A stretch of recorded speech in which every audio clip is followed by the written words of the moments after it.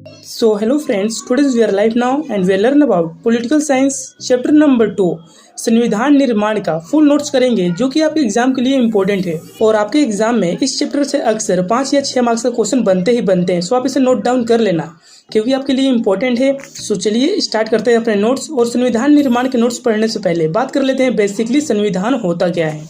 सो चलिए देखते हैं संविधान का मतलब क्या होता है।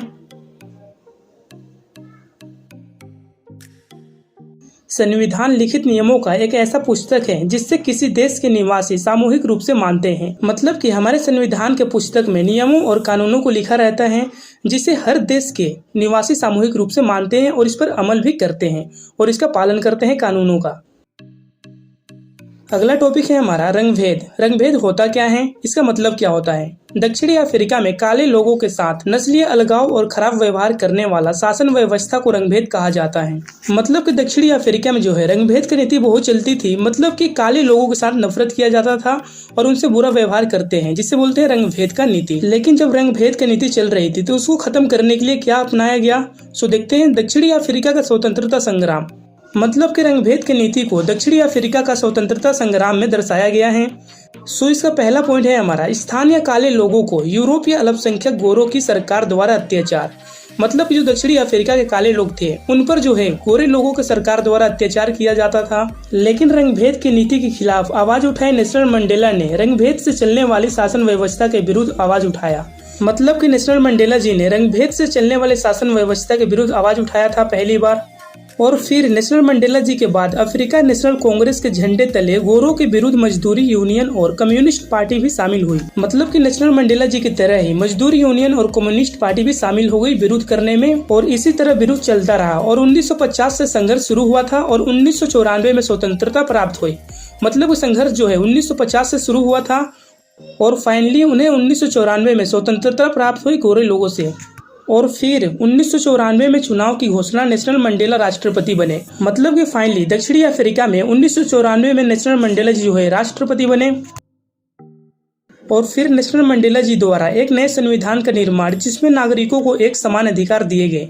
मतलब कि नेल्सन मंडेला जी द्वारा बनाया गया नए संविधान में हर नागरिक को एक समान अधिकार दिया गया, चाहे वो काले लोग हो या गोरे लोग, किसी के साथ भेदभाव नहीं किया जा रहा था उनके संविधान में। और मोस्ट इम्पोर्टेंट पॉइंट जो कि एक मार्क्स में पूछते हैं, नेल्सन मंडेला जी द्वारा लिखित आत्मकथा का नाम the long walk to freedom book लिखी थी जिसमें उन्होंने अपना पूरा आत्मकथा लिखा था। और एमसीक्यू में पूछते हैं कि मतलब कि नेल्सन मंडेला जी द्वारा लिखित आत्मकथा का नाम क्या था, तो आप बता देना the long walk to freedom था। सो हमारा दक्षिणी अफ्रीका का स्वतंत्रता संग्राम का टॉपिक यहीं पर खत्म होता है और बढ़ते हैं अपने अगले टॉपिक की ओर जो कि है हमारा संविधान की आवश्यकता, महत्व और कार्य। मतलब कि संविधान की आवश्यकता क्या है और इसका महत्व क्या है और इसके कार्य क्या है, इन सब के बारे में बात करेंगे। जिसमें से पहला है लोकतांत्रिक सरकार के निर्माण और उसके कार्य तय करना। मतलब संविधान जो है लोकतांत्रिक सरकार के निर्माण करती है और उसका कार्य को तय करती है कि वो क्या काम करेगी। और दूसरा पॉइंट है हमारा सरकार के विभिन्न अंगों के कार्य क्षेत्र का निर्धारण करती है। मतलब संविधान जो है सरकार के अलग अलग अंग जो है उनको कार्य क्षेत्र का निर्धारण करती है कि मतलब वो कौन से कार्य करेगी। जैसे कि छोटे शहरों में नगर पालिका काम करती है और बड़े शहरों में नगर निगम। और तीसरा पॉइंट जिसमें बोल सकते हैं अच्छे समाज का गठन। संविधान के द्वारा अच्छे समाज का गठन होता है जिसमें किसी भी तरह का अपराध, किसी का अधिकार नहीं मारा जाता है। और संविधान का चौथा इंपॉर्टेंट है नागरिकों का अधिकार सुरक्षा करना। मतलब कि संविधान जो है नागरिकों को अधिकार को सुरक्षा करता है। जैसे कि सब व्यक्ति को वोट देने का अधिकार है, चाहे वो किसी भी जाति या धर्म का हो। और संविधान का चौथा इंपॉर्टेंस है सरकार को अपनी शक्तियों के दुरुपयोग से रोकना। मतलब कि संविधान ही सरकार को अपनी शक्तियों के दुरुपयोग करने से रोकती है।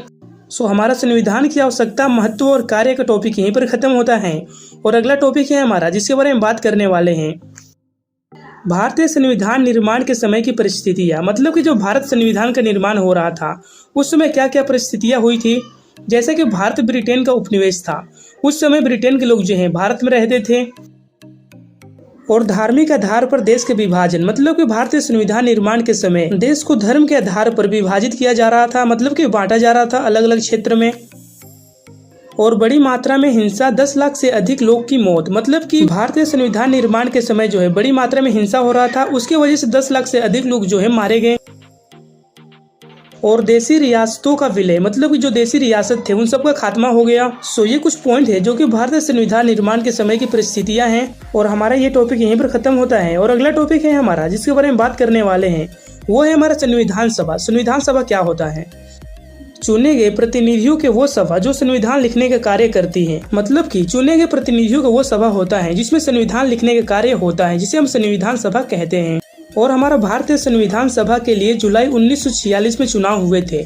मतलब कि जो भारतीय संविधान सभा है उसके लिए जो है जुलाई 1946 में चुनाव हुए थे, ताकि संविधान सभा के लिए प्रतिनिधियों को चुना जा सके। और संविधान सभा की पहली बैठक दिसंबर 1946 में हुई थी। जो संविधान सभा है उसकी पहली बैठक दिसंबर 1946 में हुई थी। और भारत का संविधान लिखने वाले संविधान सभा में 299 सदस्य थे और 26 नवंबर 1949 में पूरे किए गए थे। मतलब कि भारत का संविधान लिखने वाले संविधान सभा में टोटल 299 सदस्य थे और भारत का संविधान 26 नवंबर 1949 को पूरा हुआ था। और भारत का संविधान 26 अप्रैल 1950 को लागू हुआ। इस दिन को गणतंत्रता दिवस कहा जाता है। मतलब कि भारत का संविधान जो है 26 अप्रैल 1950 को लागू हुआ था और इस दिन को गणतंत्रता दिवस के नाम से जाना जाता है। सो हमने संविधान सभा और भारत के संविधान के बारे में फुल डिटेल में जान लिए हैं। और अगला टॉपिक है हमारा जिसके बारे में बात करने वाले हैं, प्रस्तावना का उद्देश्य। मतलब कि चुनाव के उद्देश्य क्या होते हैं, संविधान का उद्देश्य क्या होते हैं। सो चलिए देखते हैं संविधान का उद्देश्य क्या होते हैं। पहला तो भारतीय संविधान के उद्देश्य। पहला, यह संविधान के स्रोत को बढ़ाता है और सरकार के कानून के परीक्षण का आधार देता है कि कौन सा कानून अच्छा है और कौन सा बुरा है। और इसका तीसरा उद्देश्य है संविधान के लक्ष्यों को बताता है। सो ये हमने बात कर लिया प्रस्तावना के उद्देश्य क्या होते हैं, मतलब कि संविधान के उद्देश्य क्या होता है। सो फ्रेंड्स, आपको ये वीडियो अच्छी लगी हो चैनल सब्सक्राइब कर लेना और वीडियो को लाइक कर लेना। And thank you so much for watching my video and bye bye.